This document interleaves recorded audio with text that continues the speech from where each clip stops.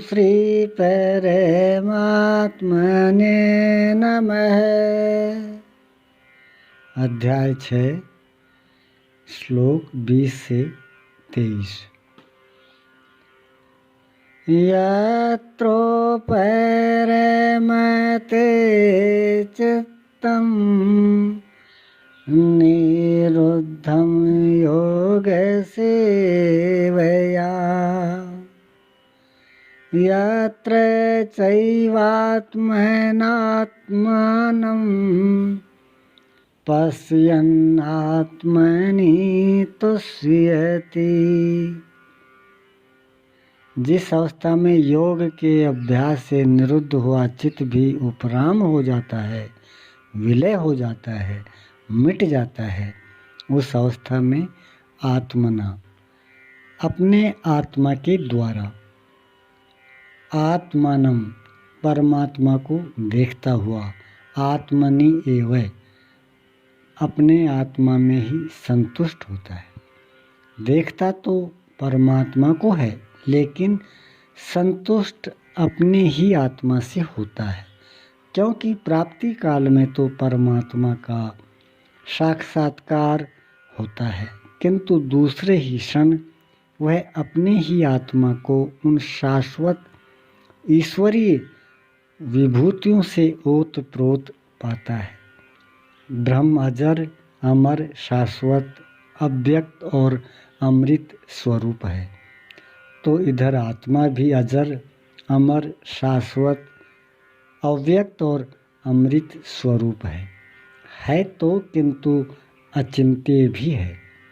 जब तक चित्त और चित्त की लहर है, तब तक वह आपके उपभोग के लिए नहीं है। चित्त का निरोध और निरुद्ध चित्त के विलय काल में परमात्मा का साक्षात्कार होता है और दर्शन के ठीक दूसरे क्षण उन्हीं ईश्वरीय गुण धर्मों से युक्त अपने ही आत्मा को पाता है। इसलिए वह अपने ही आत्मा में संतुष्ट होता है। यही उसका स्वरूप है, यही पराकाष्ठा है। इसी का पूरक अगला श्लोक देखें। सुखमात्यन्ते कं यत्तद् बुद्धिग्राह्यमतीन्द्रियम् वेत्ति यत्र न चैवायं स्थितश्चलति तत्त्वतः।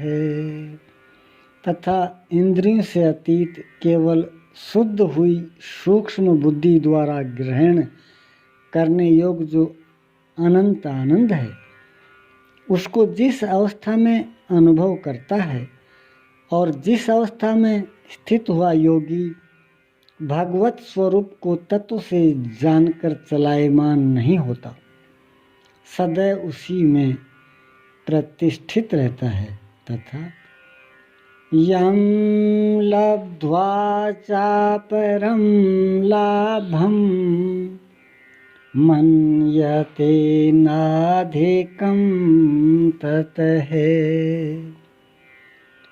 यस्मिन् स्थितो न दुःखेन गुरुणापि विचाल्यते।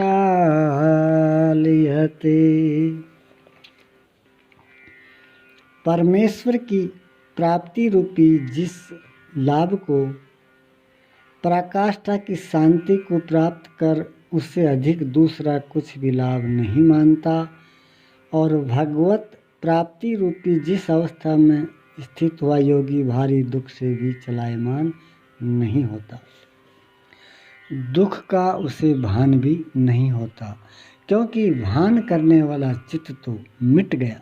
इस प्रकार तम विद्या दुख संयोग वियोगं योग संगीतम स निश्चयेन योगेन वक्तव्यो योगो निर्विण्ण चेतसा। जो संसार के संयोग और वियोग से रहित है उसी का नाम योग है।